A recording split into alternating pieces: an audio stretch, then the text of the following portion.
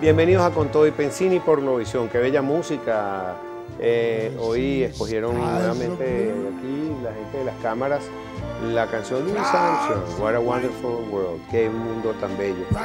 Y hoy tenemos a una analista importantísima que nos va a decir si está tan bello el mundo, porque pero hay que creer en la música y en los sueños. El mundo es bello, lo que no es muy bello es la gente que gobierna el mundo. Que gobierna el mundo. Bueno, vamos a darle inicio al programa. Les invito, estamos en vivo directo desde los estudios de Globovisión aquí en la Florida, y les invito su vasito de agua, su tecito. Ahorita tengo un vasito, te lo van a traer, por favor, Giovanna, discúlpame que no lo tenemos aquí.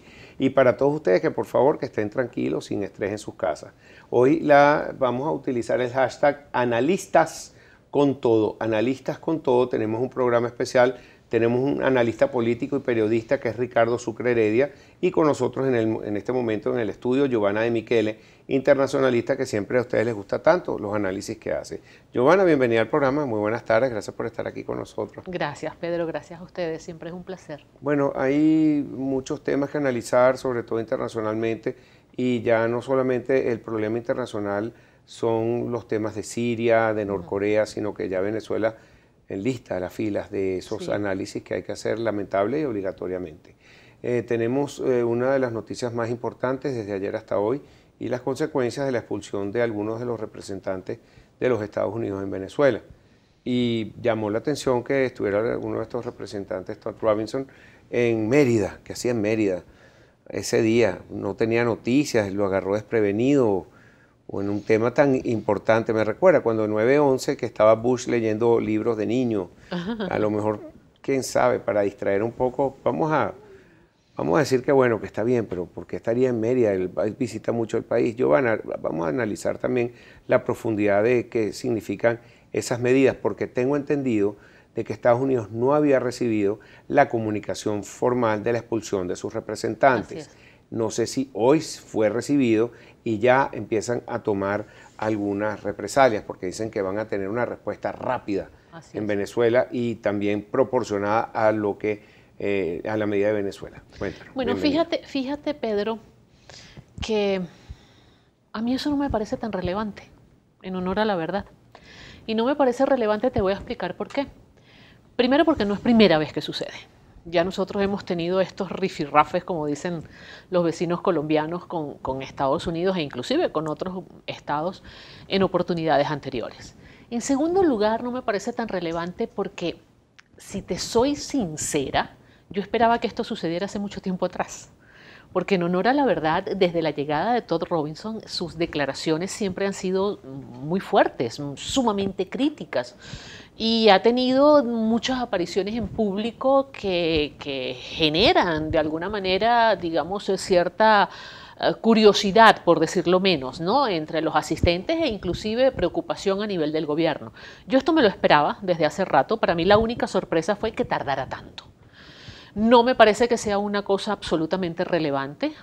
Sí me parece que puede adquirir quizás una connotación particular por el momento en el cual sucede. Sucede en un momento de mucha tensión en las relaciones entre Estados Unidos y Venezuela.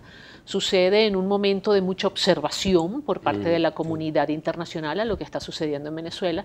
Y sucede en el marco de una matriz de opinión que se ha venido posicionando en el continente americano fundamentalmente, según la cual el gobierno venezolano tiene supuestamente vinculaciones con actos ilícitos, narcotráfico, terrorismo. Esto a propósito de lo que se dijo en el último Consejo Permanente de la OEA. Y de hecho, el gobierno de los Estados Unidos, a través de su vicepresidente, a través del Departamento de Estado y a través de algunos representantes del Congreso de los Estados Unidos, ha dicho que no va a descansar hasta que se produzca un importante cambio político en Venezuela. Entonces, si lo ponemos en ese contexto, quizás pudiéramos darle como un poquito más de atención, pero para mí no es relevante. Para mí lo verdaderamente relevante en este momento es la apreciación que existe a nivel internacional de la poca credibilidad que tiene el gobierno venezolano y sus instituciones. Eso sí es relevante. Lo relevante es que ya no es un secreto para nadie que hay cientos de miles de venezolanos en el exterior que no tienen identificación. Eso es relevante. Lo relevante es que el presidente de la República reconozca públicamente en un acto oficial que en este país no se puede vivir con un salario. Eso es relevante. Claro, la hiperinflación y todo eso. Exactamente. Fíjate las declaraciones del vicepresidente de Estados Unidos.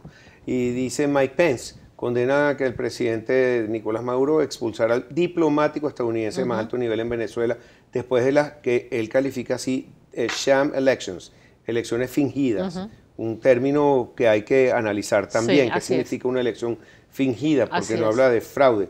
Advierte, esta provocación tendrá una respuesta rápida. ¿Qué significa? Porque eso lo escribe en un tuit y eso es relevante. Bueno, eso debería funcionar bajo el principio de la reciprocidad. Es decir, Venezuela expulsa a 2 funcionarios diplomáticos, los de más alto nivel en la embajada, pues Estados Unidos expulsará a 2 funcionarios diplomáticos de la misión diplomática de Venezuela. Ya no podrá ser el encargado de negocios, puesto que el encargado de negocios, el presidente Nicolás Maduro, lo nombró viceministro para América del Norte, es decir, que ya no está en ejercicio de funciones, o por lo menos ya no está allá, no tiene sentido expulsarlo a él. Expulsarán a 2 funcionarios más y probablemente de ahí no pase. Ahora, eso se puede conjugar con otras medidas en el marco de las sanciones que Estados Unidos ya viene aplicando desde hace rato y que se agudizaron después precisamente de la jornada del pasado domingo 20 de mayo. Fíjate que las sanciones económicas, la gente entendió que estaban sancionando a los tenedores o a los dueños de bonos de PDVSA o del gobierno venezolano. No es así. Aparentemente no es así. No pueden vender activos ni intercambiar activos, que no sé cuáles serán esos activos porque muchos están comprometidos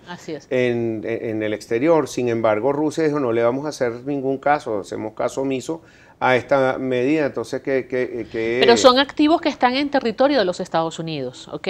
Y allí pues entran a jugar, digamos, algunos elementos importantes. No olvidemos que hay todavía en tribunales algunos litigios que no están todavía del todo resueltos y probablemente sienta Estados Unidos y algunas empresas petroleras de los Estados Unidos la necesidad de resguardar algunos bienes en caso de que haya que liquidarlos en función de las sentencias que puedan emitir estos tribunales. Eso por una parte. Y por otra parte está el tema de la participación de Rusia en la refinería de Citgo, ¿no? Que también está generando cierta inquietud en el gobierno. Exactamente, en el gobierno de los Estados Unidos. Me están diciendo aquí las facturas de petróleo de Venezuela. Ayer, por ejemplo, salió la noticia del BID, que muchos lo interpretaron como que si estaban declarando que Venezuela está en default. Eso no es lo que quisieron decir. No es verdad, así es. Lo que dicen es que tienen que pagar las facturas antes de poder generar cualquier préstamo. Así es. Y Venezuela está muy comprometido en todo su flujo de caja. ¿De dónde va a obtener si Estados Unidos va a impedir de que haga ningún tipo de negociación? Sí, ya eso es un tema más para un economista que para mí definitivamente, pero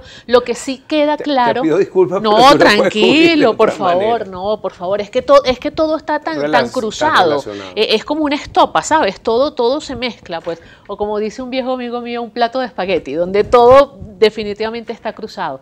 Lo que sí, a mi modo de ver, subyace en todos estos asuntos es la falta de confianza y la falta de credibilidad que está generando el gobierno venezolano. El gobierno venezolano ha perdido credibilidad tanto a nivel interno como a nivel internacional, y eso es lo peor que le puede pasar a un gobierno, sobre todo un gobierno tan dependiente del ámbito internacional como es en estos momentos el gobierno venezolano. Eso es absolutamente grave. Bueno, tenía un invitado ayer que decía que a Venezuela le convenía internacionalizar sus problemas. Yo lo oí y fíjate que me hubiera encantado haber estado ayer y poder compartir esa idea, porque yo creo que ya el problema venezolano está absolutamente internacionalizado.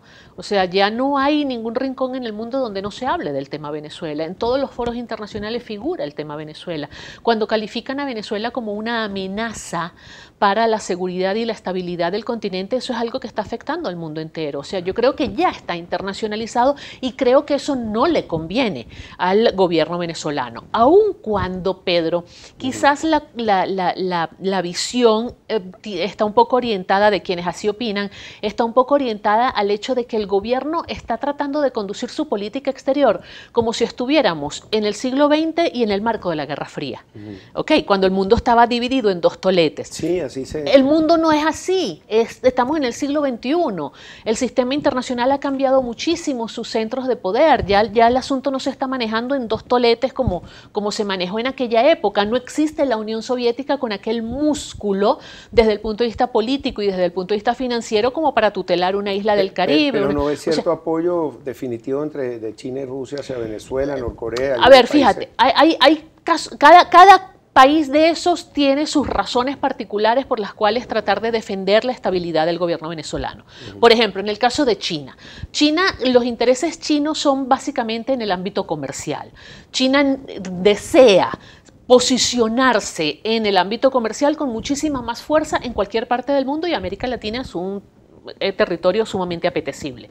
Pero no es Venezuela precisamente el destino principal de las inversiones chinas, pero hay una fuerte presencia china. Sin pero embargo, hay deudas. A eso voy. Hay grandísimas deudas que el gobierno chino sabe que fueron contraídas violando los procedimientos que establece el texto constitucional. Entonces puede haber una gran preocupación en el gobierno de China de qué pasa si hay un cambio de gobierno en Venezuela y no les van a responder por esa deuda. Me dices que no hablas de economía y me traes tú el tema económico al plato espagueti. Tenemos que ir a una pausa. Al regreso quería hablar contigo sobre la posición del G7, sí, que dice que la Unión Europea también se une para rechazar las elecciones